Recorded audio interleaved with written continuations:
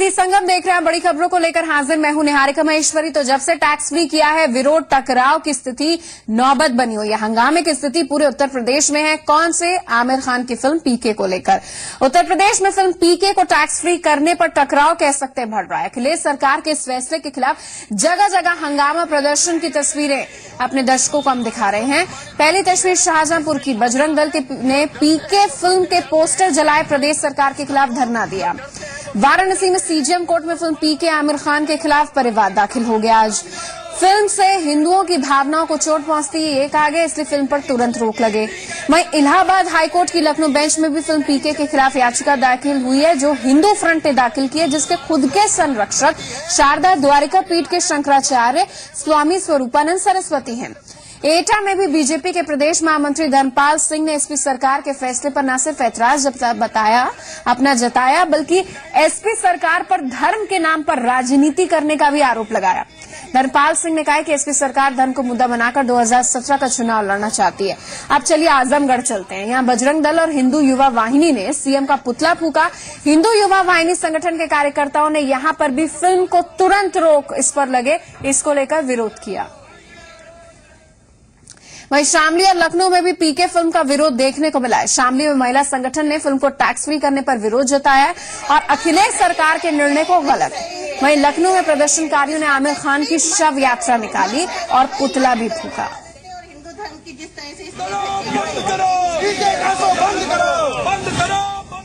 तो ऐसा पहली बार है कोई महिला संगठन भी इसको लेकर सामने निकल कर आया है। अभी तक सवाल उठ रहे थे कि भाई जो प्रदर्शन कर रहे हैं उन्होंने मूवी देखी है। मुख्यमंत्री अखिलेश यादव कह रहे थे कि हंगामा करने वाले लोगों के लिए ही हमने मूवी टैक्स फ्री की है। अब चलिए एटा में क्या हो रहा है। यूपी बीजेपी के महामंत्री धर्मपाल सिंह आरोप लगा रहे हैं कि 2017 का चुनाव इसी मुद्दे को, धर्म के मुद्दे को बनाकर समाजवादी पार्टी लड़ना चाहती है, इसीलिए ये माहौल बनाया जा रहा है। ऐसे कदम पहले से उठाए जा रहे हैं। इस पिक्चर में देवी देवताओं का अपमान करने का काम किया गया है। हमारी भारतीय संस्कृति हमारी सभ्यता से जुड़ी हुई है और सभ्यता हमारी आस्था से जुड़ी हुई है। इस पिक्चर के द्वारा आस्था पर सीधा सीधा कटाक्ष करने का काम किया गया है। यूपी सरकार, समाजवादी पार्टी सरकार के पास कोई एजेंडा नहीं है। सिर्फ और सिर्फ उत्तर प्रदेश में हिंदू मुस्लिम भावनाएं पनपा के सन 2017 के चुनाव में जाना चाहती है। आजम खां को आगे करके चुनाव लड़ना चाहती है, क्योंकि आजम खां मुसलमानों के वोट दिलाने का काम करेंगे, उल्टा सीधा बोलने का काम करेंगे। वहीं समाजवादी पार्टी और बीजेपी के बीच ये जो बयानों की तल्खी है, ये बढ़ रही है। उत्तर प्रदेश के कैबिनेट मंत्री शिवपाल यादव ने एक बार फिर बीजेपी नेताओं को अल्टीमेटम देते हुए कहा कि अगर वो सुधरे नहीं तो उनकी पोल खोली जाएगी। वहीं दूसरी तरफ गिरिराज सिंह ने भी कहा कि बीजेपी विकास की बात कर रही है और समाजवादी पार्टी को जो करना है वो करे। केवल झूठे नारे और झूठे वादे और देश को जो तोड़ने वाली इन्होंने जो जनता को भड़काने का जो काम कर रहे हैं, तो किसी भी कीमत पर हम लोग बर्दाश्त नहीं करेंगे और हम इनको 1 महीने का समय दिया है। सुधर जाएं, देश प्रदेश के लिए कुछ काम करें, नहीं तो इनको हम पोल भी खोलेंगे और बेनकाब भी करेंगे। ये समाजवादी मिलकर के हम लोग ने कल संकल्प लिया है। शायद आज लोहिया जी जिंदा होते तो वो अपने को गर्व नहीं महसूस करते इन लोगों से, वो शर्मिंदा अपने को महसूस करते। ये डेवलपमेंट की ओर दे ही नहीं रहे हैं ध्यान। हमारे नरेंद्र मोदी ने जिस समय गुजरात के मुख्यमंत्री थे तो लोग कहते थे कि गुजरात नहीं है। अब देश पर उन्होंने टारगेट किया है, उसको हम कर दिखाएंगे।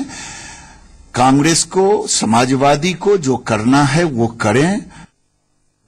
वहीं मोदी सरकार में मंत्री राजीव प्रताप रूडी ने कहा है कि देश में सिर्फ 2% कामगार प्रशिक्षित हैं और ये देश के लिए आगे अगर बढ़े तो एक बड़ी चुनौती के रूप में स्थिति सामने आएगी। आज की तारीख में मात्र 2% वर्कफोर्स स्किल्ड है। और ये सबसे बड़ी चुनौती है कि किस प्रकार से हम इस दिशा में चल सके। और इसमें लॉन्ग टर्म पॉलिसी के तहत, लॉन्ग टर्म के तहत हम लोग कई सारे विश्वविद्यालयों से और कई सारे कॉलेजेस में कम्युनिटी कॉलेजेस की बात कर रहे हैं, जिसमें स्किल ट्रेनिंग की अलग व्यवस्था कायम की जाए। सर्टिफिकेशन की व्यवस्था के लिए एक बड़ी योजना। केंद्रीय मंत्री राजीव प्रताप रूडी का ये बड़ा बयान, लखनऊ, राजधानी लखनऊ वो पहुंचे थे। चौंका देने वाली बात वो बता रहे हैं कि अब तक के एनालिसिस जो स्टडी है उसमें सिर्फ 2% उन्हें लगता है कामगार प्रशिक्षित हैं और ये चुनौतीपूर्ण हालात हैं। 3 महीने के भीतर कौशल विकास जो प्लानिंग होगी उसका ऐलान होगा। आगे बढ़ते हैं। महाघोटालेबाज यादव सिंह के काले कारनामों के एक और कच्चे चिट्ठे का खुलासा हमारा चैनल कर रहा है। जी संगम के हाथ कुछ ऐसे दस्तावेज लगे जिससे साफ हो जाता है कि महाघोटालेबाज इंजीनियर किस तरह महज कागज पर काम करता था, कंपनियों के साथ मिलकर सरकारी पैसे की बंदरबाट करता था। देखिए खास रिपोर्ट।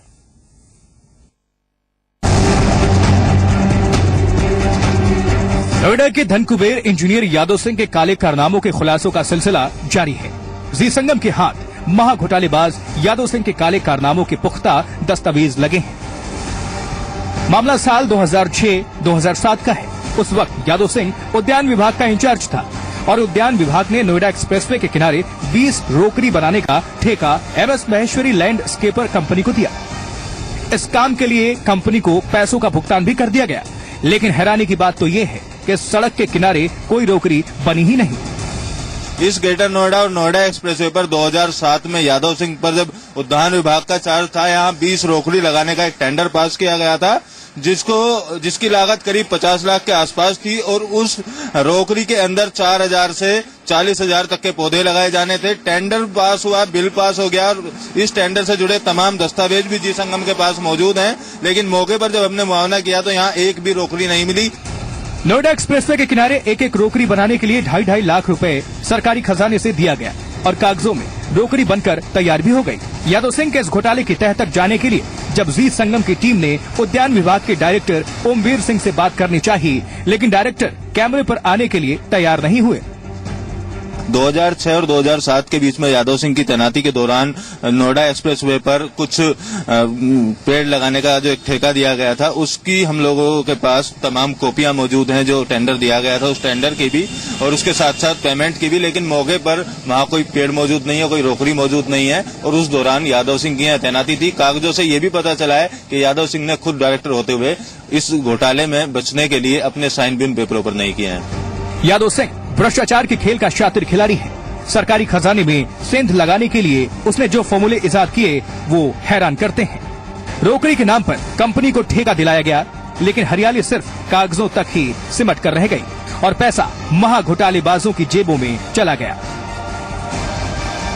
ज्यादातर रोकड़ी एक्सप्रेसवे से गायब हैं, एक थोड़े से अस्तित्व में हमें मिली, लेकिन उसकी दुर्दशा आप खुद तस्वीरों में देख सकते हैं। किस तरीके से पैसे की बंदरबाट हुई है, किस तरीके से यादव सिंह अपने जो करीबी कंपनियां हैं उनको नई नई तकनीकों से ठेके दिया करता था, उसका खुलासा हम जी संगम पर कर रहे हैं। अमित चौधरी, जी मीडिया, नोएडा। आगे बढ़ते हैं कि गुप्ता उत्तर प्रदेश के नए डीजीपी बना दिए गए। इस समय वो पुलिस भर्ती बोर्ड में डीजी पद पर तैनात हैं। MSc फिजिक्स से post graduate Arun Kumar Gupta 1977 batch के IPS अधिकारी हैं। खास बात ये, अरुण कुमार गुप्ता साहब, इनका डीजीपी के पद पर कार्यकाल सिर्फ 1 महीने का ही होगा।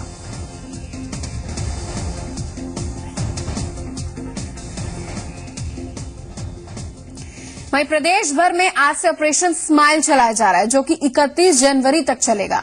इस अभियान में प्रदेश भर के जिलों में पुलिस गुमशुदा बच्चों की तलाश करेगी। सबसे पहले गाजियाबाद पुलिस ने ऑपरेशन स्माइल चलाया था और 227 बच्चों को इसके तहत खोज निकाला था। तो ऑपरेशन स्माइल 1 महीने जो चला था उसमें ये हुआ था। अब ये 1 महीने तक जो एक्सटेंड हो रहा है, इस अभियान में उम्मीद है कि गुमशुदा बच्चे अपने माता पिता, अपने परिजन तक जल्द ही वापस पहुंचे, पुलिस की सतर्कता सक्रियता के साथ। वहीं बीएचयू के कुलपति की नियुक्ति को लेकर नया विवाद खड़ा हो गया है। गिरीश त्रिपाठी को कुलपति बनाए जाने के बाद इस बात का खुलासा हुआ है। जिस कमेटी की सिफारिश पर उनकी नियुक्ति हुई थी उसमें गिरधर मालवीय भी शामिल थे। गिरधर मालवीय और गिरीश चंद्र त्रिपाठी सेवा समिति नाम की संस्था में पहले से ही साथ काम कर रहे हैं। मालवीय सेवा समिति के अध्यक्ष हैं जबकि त्रिपाठी सचिव। ऐसे में अपने चहेतों को कुलपति जैसे पद पर बिठाने को लेकर विवाद खड़ा हो गया है। वहीं गिरधर मालवीय ने इस बात को स्वीकारा है कि गिरीश चंद्र त्रिपाठी पहले से उनसे जुड़े हैं, लेकिन नजदीकियों के चलते नियुक्ति के आरोपों का वो खंडन कर रहे हैं। यहां आपको बता दें कि लोकसभा चुनाव में गिरधर मालवीय प्रधानमंत्री नरेंद्र मोदी के प्रस्तावक भी रहे हैं। एक संस्था है जिसमें उन्होंने भी काम किया है, मैं उसका अध्यक्ष हूं और मैं जानता हूं बहुत अच्छे हैं, तो इसमें कोई गलत चीज तो नहीं है। बल्कि अगर कोई कहता कि आपने कैसे अयोग्य व्यक्ति को कर दिया, तब तो ये कोई कह सकता था कि आपने अपने जान पहचान के किसी अयोग्य व्यक्ति को कर दिया। आज बनारस में, काशी में सैकड़ों लोग मुझे टेलीफोन करके कह रहे हैं, वहां से सब लोग कह रहे हैं कि इतना अच्छा कुलपति इधर हाल में नहीं आया। आगे बढ़ते हैं। कन्नौज में पुरानी रंजिश को लेकर दो पक्षों ने मारपीट की है। इसमें एक युवक गंभीर रूप से घायल हो गया है, इसको अस्पताल में भर्ती कराया गया है। घटना सौरिक थाना क्षेत्र की है। यहां कुछ मारुति सवार हथियारबंद लोगों ने दीपक नाम के युवक को बंधक बनाकर पीटा। इसके बाद गुस्साए लोगों ने सौरिक थाने का घेराव किया। तस्वीर आपके सामने। युवक के दोस्त के मुताबिक वैन में सवार लोगों ने सड़क किनारे खड़े दीपक को वैन में खींचा, कुछ दूर ले जाकर उसकी पिटाई कर दी और ऐसी पिटाई की कि उसकी हालत इस तरीके की बन गई। और परिजन इसको लेकर आप देखिए कैसे हंगामा काट रहे हैं।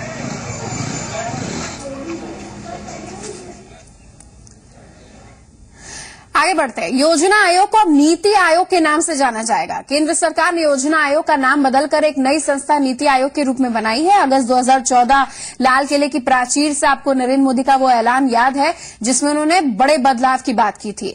ये भी बताया जा रहा है कि अरविंद पनगढ़िया, जो कि एक जाने माने इकोनॉमिस्ट यानी कि अर्थशास्त्री हैं, वो इसके पहले वाइस प्रेसिडेंट यानी कि उपाध्यक्ष हो सकते हैं। दिल्ली के लाल किले से प्रधानमंत्री नरेंद्र मोदी ने जो ऐलान किया उसे अब अमली जामा पहनाया जा रहा है। केंद्र सरकार ने योजना आयोग का नाम बदलकर नीति आयोग कर दिया है। प्रधानमंत्री मोदी ने अगस्त 2014 में योजना आयोग को बदलने का ऐलान किया था। National institute for transforming India यानी नीति आयोग के चेयरमैन खुद प्रधानमंत्री होंगे, जबकि जाने माने अर्थशास्त्री अरविंद पनगढ़िया नीति आयोग के पहले उपाध्यक्ष हो सकते हैं। उपाध्यक्ष को प्रधानमंत्री नामांकित करेंगे। इसके अलावा नीति आयोग में राज्यों के मुख्यमंत्री सदस्य होंगे। लेकिन विपक्ष को सरकार का काम रास नहीं आ रहा है। विपक्ष का कहना है कि योजना आयोग का नाम बदल देने से कुछ खास नहीं होने वाला। क्या तब्दीली ला रहे हैं आप? देश को पता चलना चाहिए, सिर्फ नाम बदलने से काम नहीं बदला करता है। आपने कोई भी काम न बदला है न किया है। ये प्लानिंग कमीशन इस देश का अभी स्टेट्स को, सेंटर को और ये पब्लिक सेक्टर को, सबको ये वाचडॉग फाइनेंस कमेटी था, उसको उन्होंने बंद करके उनका लोग कोई उनको प्रधानमंत्री बोलने के बाद अब पूरा काम करना, ये लोग लाने के लिए ये काम किया। दरअसल एनडीए सरकार योजना आयोग के काम से खुश नहीं थी। प्रधानमंत्री मोदी चाहते थे कि देश के लिए नीति बनाने में राज्यों की भूमिका ज्यादा हो। योजना आयोग के फैसलों में केंद्र सरकार की ज्यादा भूमिका थी। पंचवर्षीय योजना को लेकर केंद्र और राज्यों में मतभेद थे। योजना बनाने में केंद्र सरकार विपक्ष शासित राज्यों से भेदभाव करती थी। कई बार तो राज्यों ने केंद्र सरकार पर भेदभाव के आरोप भी लगाए। प्रधानमंत्री मोदी ने गुजरात के मुख्यमंत्री रहते हुए खुद इस भेदभाव को महसूस किया था। इसलिए सत्ता में आने के कुछ ही दिनों बाद प्रधानमंत्री ने योजना आयोग में बदलाव की घोषणा कर दी। ब्यूरो रिपोर्ट, जी मीडिया। वहीं समाजवादी पार्टी से कैसे देख रही है आपको बता देते हैं। महासचिव नरेश अग्रवाल ने कहा कि सिर्फ नाम बदलने से कुछ नहीं होने वाला, काम होने दीजिए ताकि आम आदमी लाभान्वित हो।